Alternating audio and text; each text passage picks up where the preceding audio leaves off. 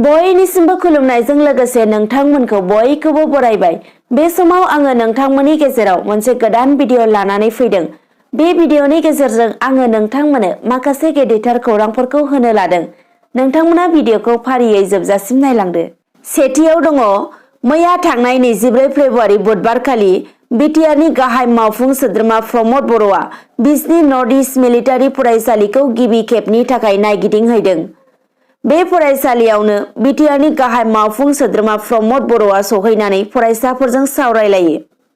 गुबुन फारसे खौरांगिरिफोरा एनडिएफबि दैदेनगिरि एम बाथाया फिन हाग्रायाव थांफिननायनि सायाव सोंथि खालामनायाव बिथां प्रमद बर'आ बुङो दि एम बाथा बिथाङा हाग्रायाव थांनायनि बागै पुलिसआ दासिमबो जेबो फोरमायाखै आरो जुदि थारैनो थांमारदोंब्ला अब्ला बियो जोबोरैनो दुखुनांथाव खौरां होनना फोरमायो। लोगोसे बिथां प्रमद बर'आ बुंबावो दि हाग्रायाव थांनानै समाज जौगानायनि जेबो खामानि मावनो हाया होनना। दानिया फैदो गुबुन नैथि खौराङाव। थांनाय 2020 मायथाइनि 27 जानुवारि खालारखालि थामथि बर' गोजोन बिटिआर गोरोबथाया जानानै थांदोंमोन। बे गोरोबथानि गेजेरजों बिटिआरनि बाहेरायाव थानाय बर'फोरनि थाखाय 5.1 दफायाव बिकेडब्लिउएसि दाफुंनायनि रोखा मख'नाय बायदियै 2020 मायथाइनि जोबथा दिसेम्बर खालि आसाम केबिनेटआ काउन्सिल दाफुंनायनि बिलखौ पास खालामनानै होदोंमोन। बावैसो सान सिगां गलाघाट जिल्लायाव जालांनाय खौसेथि बर' सुबुं आफादनि 7थि जथुम्मानि गेजेरजों गोदानै दाजानाय बिकेडब्लिउएसि इन्टारिम बडिखौ दाफुंना होदोंमोन आरो बे समायखिरा लानाय हाबाफारिया मैया 24 फेब्रुआरि बुधबारखालि दिसपुर जनता भवनाव जानानै थांबाय।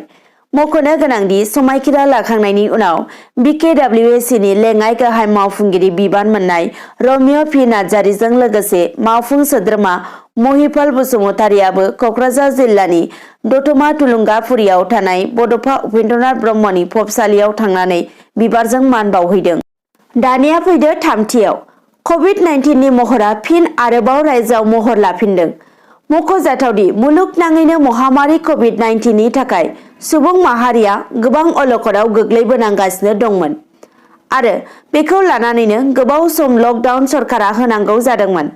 नाथाय दिनैनि समाव फिन गोदानै क'क्राझार ओनसोलनिफ्राय 7 सुबुंनि देहायाव कभिड-19 पजिटिभ मोननो हाफिनदों।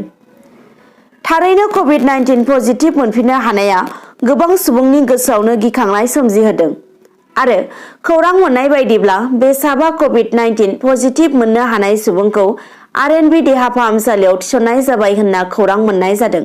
ब्रैथियाव, बिटिसि हालामाव बर' आरो अबर'नि राजखान्थि खालामनानै नैथि खेबनि थाखाय 5 नं क'क्राझार लकसभा बियाबनि सोद्रोमा महरै सायख'जानाय नब कुमार सरनिया बे बाराव आसाम बिधान सभानि बिजाथि महरै गसंनो गोसो जानायखौ खौरांगिरिनि गेजेरजों फोरमायथिदों। बाक्सा जिल्लानि सिङाव थानाय बरमा, सापागुरि आरो तामुलपुर बे मोनथाम बियाबनि जायखिजाया मोनसे बियाबाव बिजाथि महरै गसंनो गोसो थानायखौ फोरमायथिनायजों लोगोसे बरमा बियाबाव बिजेपि, जिएसपि आरो इउपिपिएल दोलोजों गोरोबलायनानै मोनसे बिजाथि फसंनाय जागोन होनना एम.पि बिथाङा बुंथियो।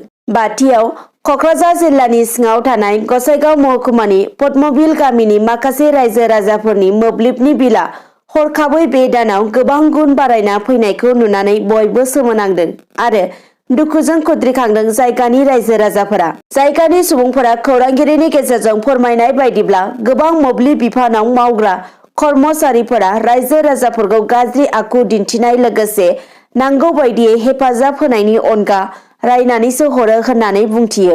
लोगोसे गासैबो बिलखौनो बानायनानैसो हरगोन होननानैबो बुङो। खनसेबो मिटारबो चेक खालामनो फैयाखै होननायजों लोगोसे गोबां बिलखौ रायजोफ्रा होनो हायाबा सावरायनायनि गेजेरजों बबेबा बेसादखौ बायनाय बायदि दामा-दामि खालामनानैबो खमायनाय जायो होननानै बुंथियो।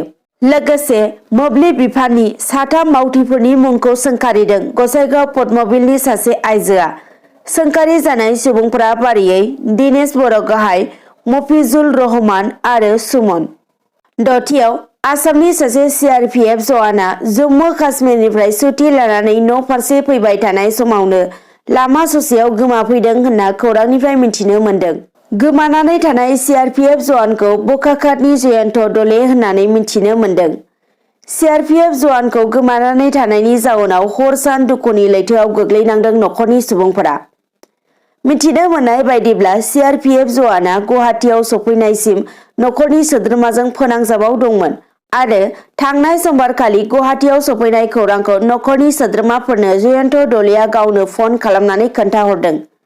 बेनि उनावनो CRPF जवाना गोमानानै थानाया साननैसिम जाबाय। बे समाव गिखांनाय मोननानै CRPF जवाननि बिसि आरो गामिनि सुबुंफोरा बकाखात पुलिस थानायाव जयन्त दलेखौ गोमानानै थानायनि गांसे एजाहार होदों। स्निथियाव सनितपुर जिल्ला दिखियाजुलि थानानि सिङाव थानाय समाय बालिगाव गामियाव मैया 24 फेब्रुवारि बुधबारखालि फुंनि 8 रिंगासो समाव सासे सुबुंनि गोथै देहा बोखांनो हादों। गोथै देहाखौ सफाय बालिगाव गामिनि मुन राभा आरो जिलि राभानि देरसिन फिसाजो फरबि राभा होननानै मिन्थिनो मोन्दों। मोनथिनो मोननाय बायदिब्ला थांनाय 20 फेब्रुवारि खालारनि मोनाबिलि समनिफ्रायनो फरबि राभाया गोमानानै दंमोन। जाथायनि सायाव मोनथिनो मोननाय बायदिब्ला थांनाय 20 फेब्रुवारि रबिबारनि मोनाबिलि समाव बालिगावनि गामिनि थागिबि जिलि राभानि नखराव फिसाय मुन राभा गैयैखौ खाबु लानानै सिनाय मोनै सानैसो दुथां सेंग्राफोरा मोनाबिलिनि 8 रिंगासोआव हाबनानै जिलि राभानि खाफाल आरो मोखां खर' बाहागोआव गोबौ हाथियारजों दाननानै गालांदोंमोन। लोगोसे 4 बोसोर बैसोनि फिसाजो सेबा राभाखौबो खावलाय फारसे गोबौ हाथियारजों दाननायनि उनाव देरसिन फिसाजो फरबि राभाखौ दैखांना लांदोंमोन। बेनि उनाव सानथामजों खाथिनि जिगाब दामोलाव फरबि राभानि गोथै देहाखौ बोखांनो हादों होनना खौरांनिफ्राय मिथिनो मोननाय जादों। 9थियाव सनितपुर जिल्ला दिखियाजुलियाव बिजाब बाख्रि आरो दिखियाजुलि सोलोंथाइ खोन्दोनि सिङाव गुदि फरायसालि फोरोंगिरि भुवन नब्लांखौ 24 फेब्रुवारि अदेबानि मैयानि थांनाय सानाव दिखियाजुलि बियाबनि MLA अशोक सिंगाला बेलासिनि 4 रिंगासोआव बेखेवना होयो। मख'नो गोनांदि बेखेवजानाय बिजाब बाख्रि आरो नब्लांखौ मुंदांखा देंखोगिरि भारतरत्न बिमुं मोननो हानाय रुंसारि डक्टर भुपेन हाजरिकानि मुं दोननाय जादों। बे बेखेवनाय हाबाफारियाव गाहाय आलासि महरै MLA बिथां अशोक सिंगाला बुङो दि इं 1942 मायथाइनि 20 सेप्तेम्बराव आजै आजौमोननि समाव मुंख्लं जालांनाय नखरनि सुबुंफोरनो थोंजोङै 5 लाख रां होबोनाय जादों। बेजों लोगोसे बिथाङा बुंबावो दि दिखियाजुलि बियाबाव गासै 454 किल'मिटार जानथाइ लामा लुफुंनायजों लोगोसे MLA बिफाननि अनगायै आलादायै 20 कौटिनिबो बांसिन मोनब्रै जायगायाव नब्लां लुफुंनाय खामानिया सोलिगासिनो दं होनना फोरमायथियो। 9थियाव गुजरातनि आहमेदाबादाव थानाय सरदार पटेल क्रिकेट स्टेडियामनि मुंखौ सोलायना होबाय। खनसेयैनो 1,10,000 नायगिरिफोर जिरायनो हानाय मुलुगनि देरसिन क्रिकेट स्टेडियामनि मुंखौ नरेन्द्र मदि स्टेडियाम मुं दोननाय जाबाय। मैया थांनाय बुधबारखालि हादोरनि रामनाथ कोविंदआ बेखेवना होबाय नरेन्द्र मदि स्टेडियामखौ। 10थियाव बिधान सभानि बिसायख'थिनि सिगां भारतनि इलेक्शन कमिशनारआ आसामसिम 20टा कम्पानिनि सेन्ट्रेल सिकिउरिटि दैथायहरनो थि खालामदों होनना मिथिनो मोन्दों। मोनफ्रोमबो कम्पानियाव गासै 76 सिकिउरिटिनि पार्सनेल थागोन होननानै रोखा फोरमायदों। दिनैनि भिडिअ'आ बेखिनियानोसै। नोंथांमोना जुदि भिडिअ'खौ नायनानै मोजां मोनदोंब्ला लाइक, कमेन्ट, शेयार, साबस्क्राइब खालामनो दाबाव। एसेनोसै, गोजोन्थों।